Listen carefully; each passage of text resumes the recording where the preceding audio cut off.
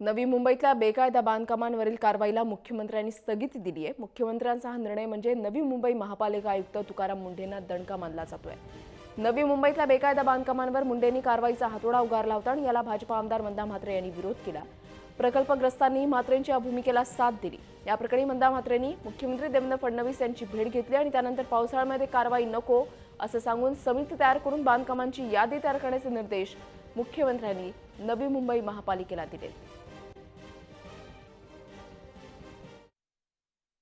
अतिशय स्पष्टपणे सांगितलं आहे की राज्य सरकारचा असा जी.आर. आहे, नव्याने काढायची आवश्यकता नाही आहे। राज्य सरकारचा असा जी.आर. आहे की ज्यावेळी पावसाळा चालू होतो त्या काळामध्ये आपण अशा प्रकारे कारवाई करत नाही आणि त्यामुळे या जी.आरचं पालन झालं पाहिजे आणि पावसाळ्यापर्यंत या ठिकाणी ही घरं पाडण्यावर स्थगिती दिली पाहिजे अशा प्रकारे स्पष्ट निर्देश दिले आहेत।